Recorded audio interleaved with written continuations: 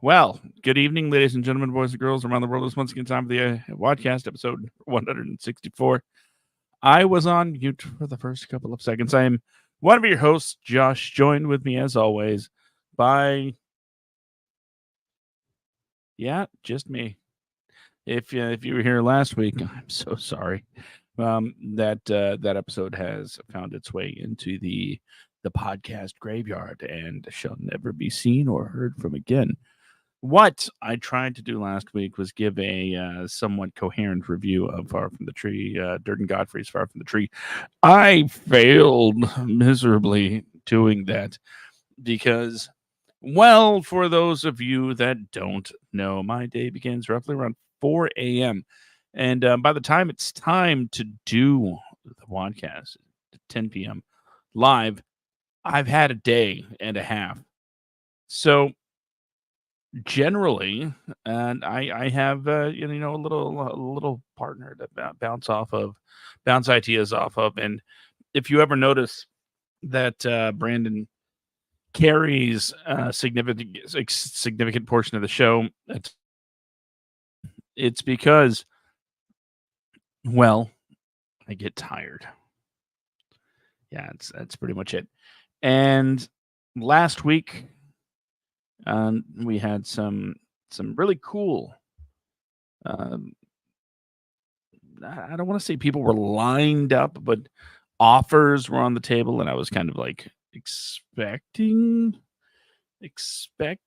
a little bit of interaction, with some folks. But life being what life is, things got a little backed up on their end, and we had to reschedule, and we will reschedule closer to, I'd say, a more productive time for the thing we want to talk about. For instance, why talk about a movie that you can't watch? So when that's more readily available for the masses, then we can really take a deeper dive into it. That way, if we feel like it, we can go into spoiler territory. And as far as I'm concerned, one of the biggest problems last week with 164, the dead show. This is 164, the redo. Yes, podcasts are prone to remakes. So one of the biggest issues that I had with last week's episode was the fact that Far From the Tree, Durden Godfrey's Far From the Tree, excuse me, is so reliant on sort of going in blind. That way, when the twists and the turns of the story happen, you are, taken aback. You are taken by shock. You are surprised. And I found it very difficult to really break things down without breaking things down. It wasn't easy by any stretch of the imagination. And I wound up sounding like I believe, a blithering idiot. Those are my words. No one's actually gotten back to me about any kind of official idiot rating, but I did delete the episode pretty darn quick. So for those of you that are like really dying to know what that sounded like, sorry, this is kind of one of the reasons you have to tune in live every week. That way, in case the episode goes missing, which has only happened one other time for completely different reasons. And there is yet another episode that we did end up just completely absolving ourselves of and just completely erasing from the lineage of the WADcast. But that's only because not and some of you out there are going to be like, oh, cancel culture finally got to the WADcast. They're deleting their episodes. It's like, no. Then the person from that episode was not canceled, as it were, but we did kind of find out that things weren't as on the up and up with this particular guest as he made it out to be. So rather than having that episode in our catalog for anybody to reference or anybody to turn to as kind of a sign of approval from Watco Media or the WADcast, we decided to just delete it from our history. And that was not a unilateral decision by me or Brandon. It was definitely something done in teamwork. Unlike last week, where that was only me saying, "Yeah, I definitely have to erase this nonsense from existence." So this week, in the new episode 164, you'll be happy to know that the role of me has been reprised by me. And I am going to be blathering on like an idiot on some other topic. Well, how does one get started? Because I fully expected Brandon to be, sitting next to me virtually, of course. And either he'd be happy about something, complaining about something, whatever the case may be. We were just going to have kind of a wild card chatter since we didn't actually put together any plans for tonight. I think it was going to be more of a let's catch up with what's going on. And the deal is nothing's changed for old Brandito. It's still very busy for our guy over there on the West Coast, working lots and lots and lots and lots and lots of hours, needing as much rest as he can get so he can eventually, do whatever he feels he has to do to make life happy and joyful and whatnot. So, with that being said, Brandon, I hope you are getting well rested. The WADcast is back, baby. Whether it's just me and whether or not Brandon is available, we got to keep we got to keep doing the episode. And unfortunately, that is sort of the case. And I will try to kind of fill in Brandon's seat as needed. As long as I have the proper time to get somebody in that seat. So that's what I am going to do from here on out. So you can expect more of the. I can't always guarantee it's going to be live. That's just kind of the truth of the matter. And if there is a particular time where I can kind of snag Brandon and get us to pre-record an episode, then by all means, that is what we will do. My schedule is about to open wide up. School year's coming to a close. It's going to be a wonderful time. I have a summer. Look, I got a calendar. It's filling up with projects, things that got to get done. And things are getting done, by the way, in a lot of different realms as far as Watco Media is concerned. Let's talk about that a little bit. And over the last few months, I've sort of taken a fancy, if you will, to kind of walking around with a camera. If you want to see the results of that labor, you can go to my Instagram. And pretty sure there's a link over at wadcomedia.com. Maybe the WADcast.com, or maybe those are still the same thing. Either way, I'm pretty sure there's a link over there, so you can kind of check out the photos I've been taking. And I think some of them look pretty darn good, if you ask me. Not that anybody ever does.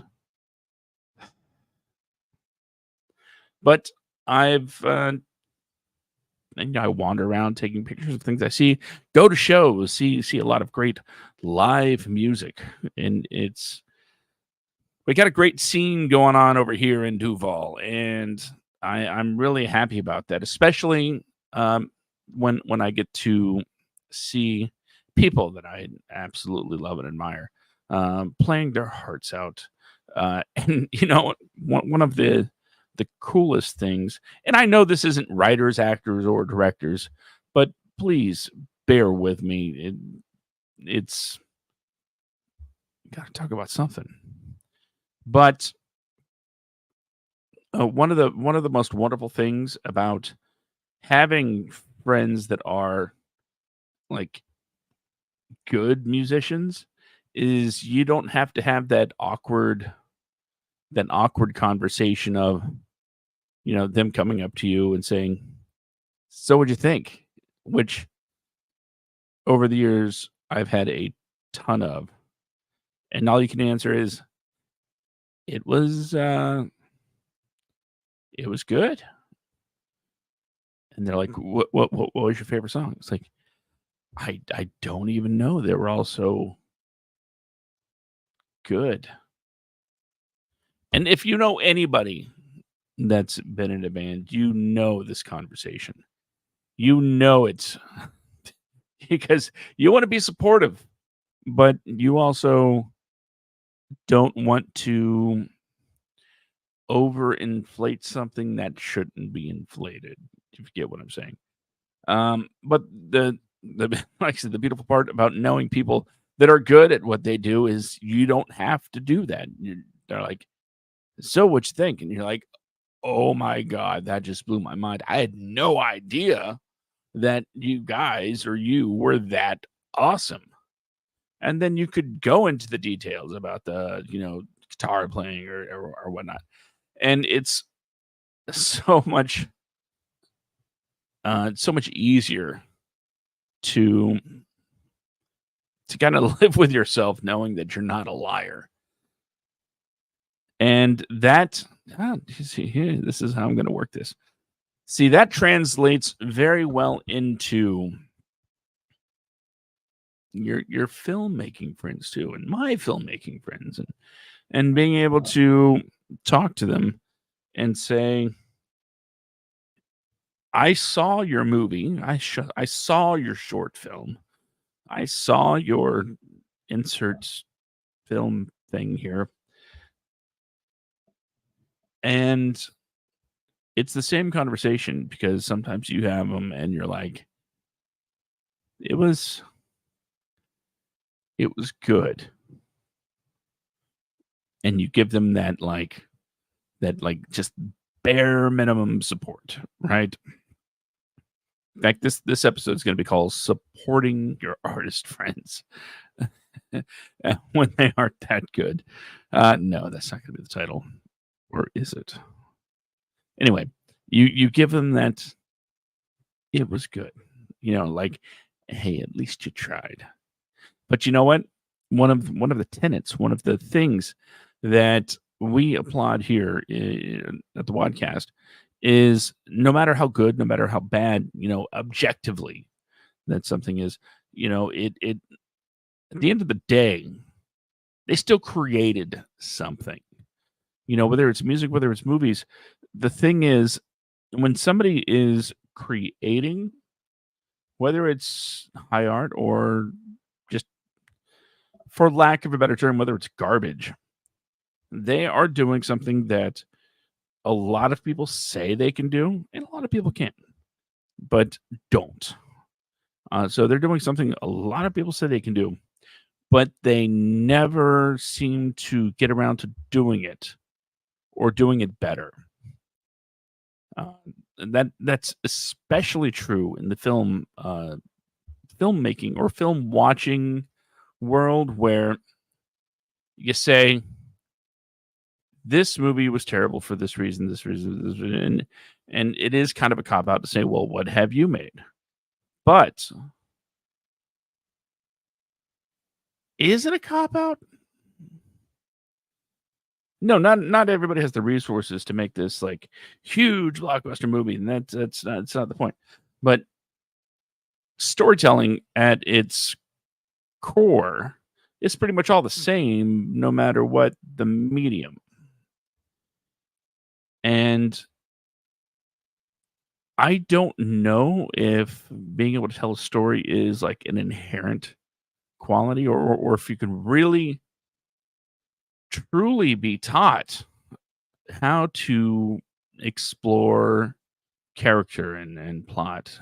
It's you can definitely learn the pieces, but is there a bit of it that is sort of instinct, and is that instinct sometimes more important than the actuality of um,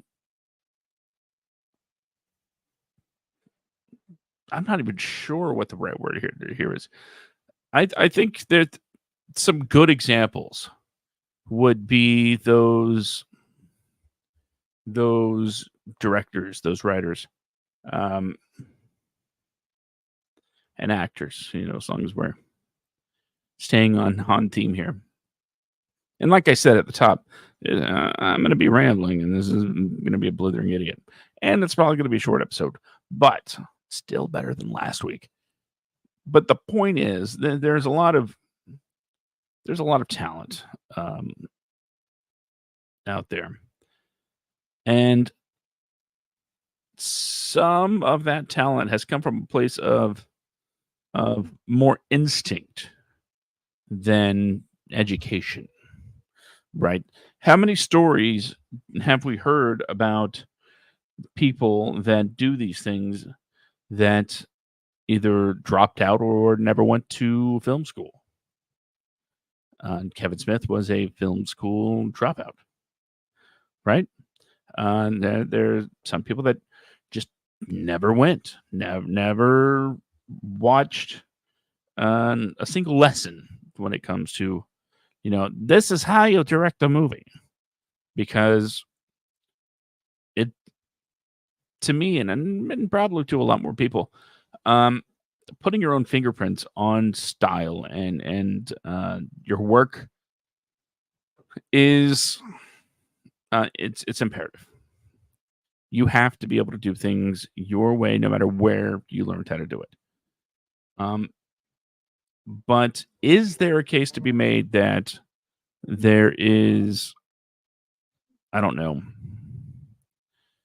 um, more freedom of expression for those that haven't had that formal training or education in the field? Is this a thought that sort of makes sense?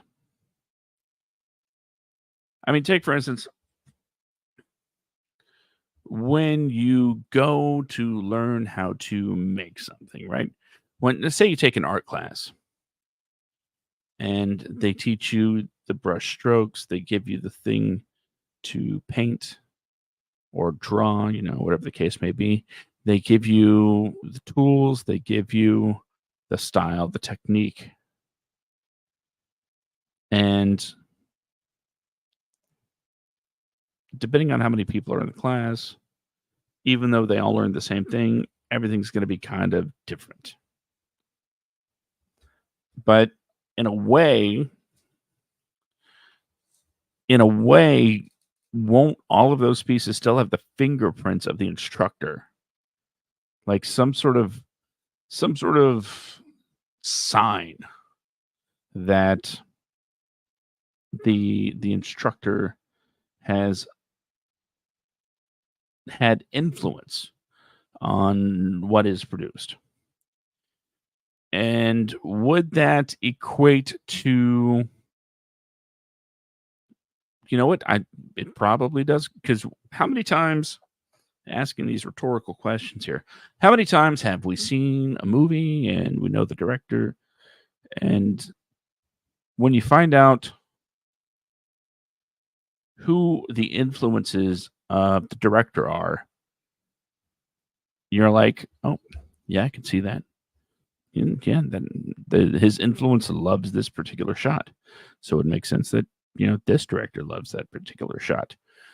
Or this actor is heavily influenced by that actor. So yeah, I can see how he sort of incorporates some of those mannerisms into his own performance. And writing is much the same way. So I don't know. I guess the rhetorical side of it is, whether you're getting the formal education or whether you're kind of getting it by hands-on training or um, from being influenced from the things you watch and things you see throughout your life, you're still getting, in a way, uh, an education. Sometimes, I suppose, it all sort of equals out. Sort of. See, told you, rambling nonsense. I'm not deleting this episode though, because I feel like this nonsense is important. As I try to, sort of self therapize. Uh, no, no, it's not. It's not therapy. It's more just try. Excuse me. Trying to wrap my head around, the idea of self-taught versus formally educated. What's better? What's not? I mean, the benefit of the formal education is you're told why things are the way they are.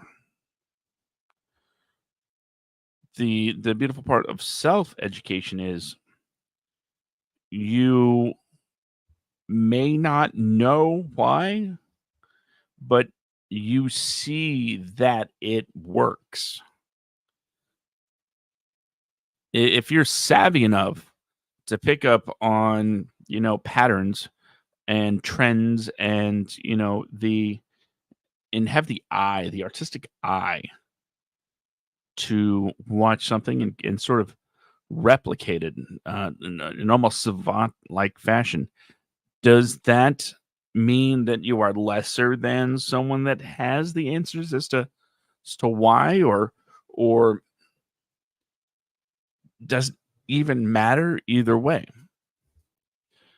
Let's take a look at it through the lens of somebody learning to play guitar. There is a school of thought, you learn the chords, you learn the keys, you can and learn many different types of techniques, and especially today's age, you can learn how to do anything, and there's a tutorial for it. But then again, there are some people that just pick it up, find out what things do, and then they're off. They're off to the races, and they just play, and they can play anything that they hear.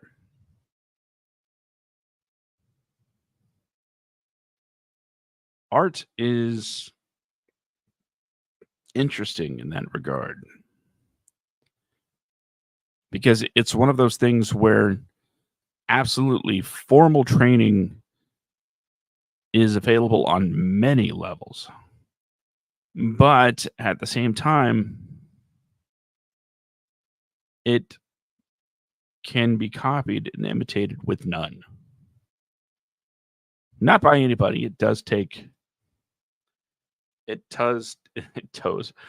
takes someone special. It takes someone on with a very special set of skills, and not everybody can replicate. But then you have the conversation about whether or not replication is creation. I mean, that's kind of where we are with the AI talk, right? It's like it can sort of replicate things and sort of make new-ish things, just mostly not very well. And the general line of thinking is that's not creation. Whereas on the other hand, you have people that can replicate like to an almost flawless degree works of art in music and in paintings and things like that.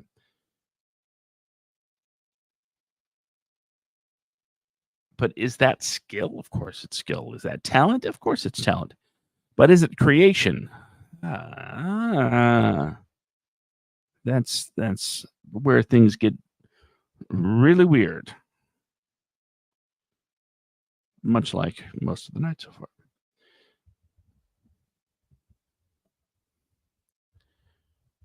I guess when it really comes down to it, when you really break this whole subject wide open, when you have formal training versus none, when you have creation versus replication, these things will always kind of be at odds.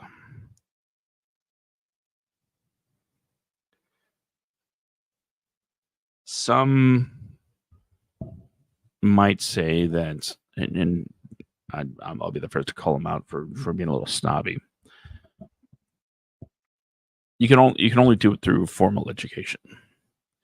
There are people that'll say, "I've spent a lifetime mastering my craft, and nothing you can do or say will make me think that somebody that hasn't had the same or better training than me can do it better."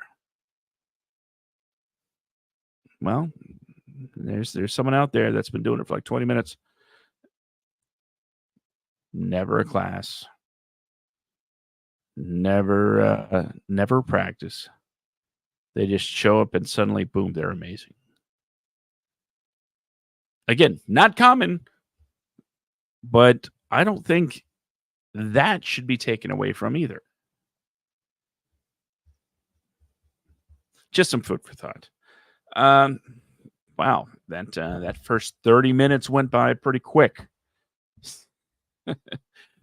Said nobody. Anyway, like I said, I'm gonna keep it pretty short tonight. Brandon, wherever you are, sir, he's at home sleeping. I know where he is. Get some well deserved rest, and hopefully next week, they'll be back here, preventing me from going on this weird philosophical ranting on what is and isn't art, and you know what, forget it. Miss you, buddy. In the meantime, hey, thanks for listening to the show tonight. If you have any questions, please feel free to reach out to the Facebook page. That's facebook.com/the WADcast. You don't want to go to the non-the, because that's not us. We are the WADcast. That's how you know where we are. And it's probably where you're going to see this video. And if you're listening to it on a download, hey, thanks for downloading. Don't forget to rate, review, subscribe to get all of the latest and greatest episodes of the podcast. And if you want to know a bit more about what we do here, like, did you know that Watco Media is releasing physical media? Physical media? Oh my goodness! Yes, thanks to our partners over at City Bus Print. Let's bring that up here. City Bus Print. We are going to be bringing to you, by we I mean mostly me, a new zine called School Paper, and it's all about the Jacksonville music and film scene. And R.I.P. Sunray. It's not closed yet, but it will be very, very soon, and that breaks my heart. And I mean that like really, it breaks my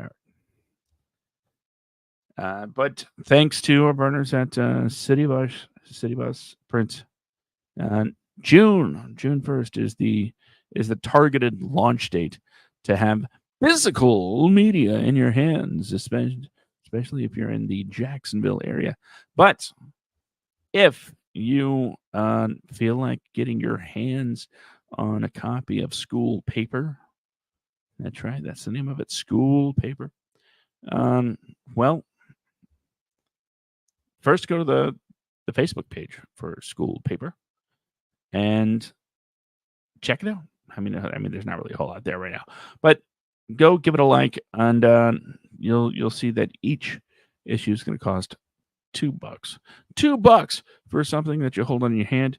And I'll tell you right now, first issue has an article from me. It has an article from Seth Holden. It has an article from Royce Freeman. It has a crossword puzzle. That's right, kids, a crossword puzzle. So that plus more. If you're in the Jacksonville area, by all means, go to the school paper or the City Bus Print Facebook pages. Give them a like, and you'll be able to get all the information you need to find out where to pick up your copy. And maybe if you're feeling a little froggy there, you want to throw down a couple of ducats and run some advertising on this physical media zine. I don't know why I said it like that. It's going to be a really rad thing. The articles are awesome. They are truly freaking amazing. And I look forward to bringing this to everybody, along with my dear, dear friend Charlie Schuck, who runs City Bus Print. So, school paper, City Bus Print. Check out both of those pages, and then you can find out all of the other awesome things that City Bus Print has published, which, by the way, is a lot of awesome things. There you go. That will do it for us tonight. Because Brandon's not here, I miss that dude.